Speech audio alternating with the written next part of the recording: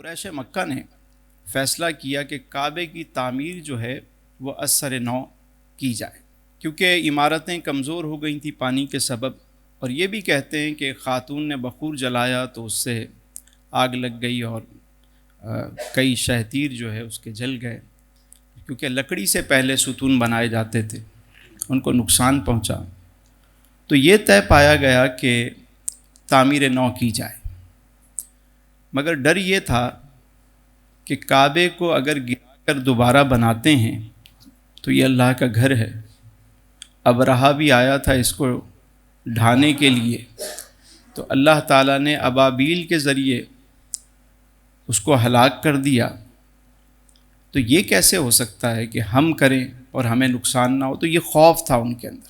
پھر کسی نے کہا کہ ہم تو چونکہ تعمیر نو کرنے جا رہے ہیں اور ہماری نیت اچھی ہے، بیت اللہ شریف کی کئی مرتبہ تعمیر ہوئی، سب سے پہلے سیدنا ابراہیم علیہ السلام نے تعمیر کی، اور آج بھی اسی کے عین اوپر جو ہے وہ بیت المعمور ہے جو فرشتوں کا قبلہ ہے۔ حضرت ابراہیم علیہ السلام نے جب اس کی تعمیر کی تو سیدنا اسماعیل علیہ السلام بھی ہمراہ ہیں، اور مختلف پتھر لائے گئے، تعمیر جاری رہی۔ حضرت ابراہیم علیہ السلام ایک پتھر پر کھڑے ہو کر تعمیر کرتے تھے، قدرت خدا کی دیکھیے کہ وہ پتھر جو ہے وہ ایلیویٹر کا کام کرتا تھا، یعنی جب آپ اوپر جانا چاہتے تو وہ تھوڑا سا بلند ہو جاتا، آپ نیچے آنا چاہتے، یہاں تک کہ آپ کے قدموں کے نشان اس پر آ گئے، اور آج بھی وہ بیت اللہ کے ساتھ نصب ہے جسے مقام ابراہیم کہتے ہیں۔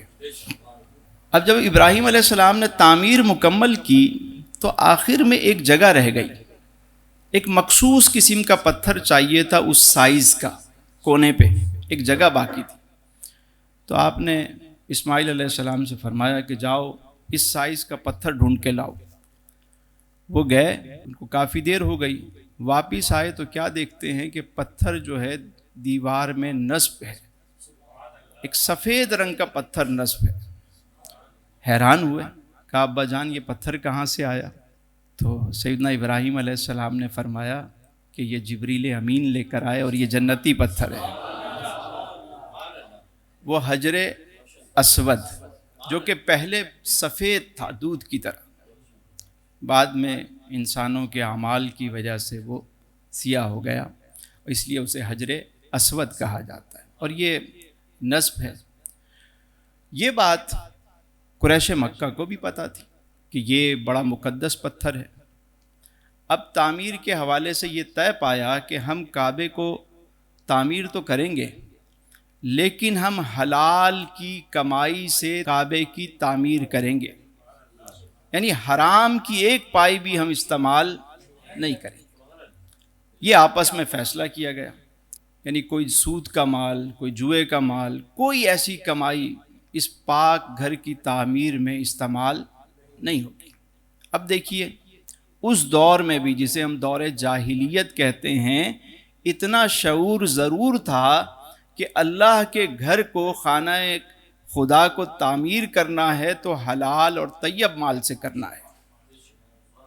تو آج جو ہم دیکھتے ہیں کہ بس مال چاہیے سب کو، ہر تنظیم کو، ہر ادارے کو مال چاہیے، وہ مال کیسا ہے، کس طرح کا ہے، اس سے کوئی غرض نہیں، مال چاہیے۔ اور یہی حال ہے کہ یونیورسٹیز بھی بن رہی ہیں، ادارے بھی بن رہے ہیں، مساجد، مدارس، سارے کام ہو رہے ہیں، لیکن جو اس میں سے رزلٹ آ رہا ہے وہ آپ کے سامنے۔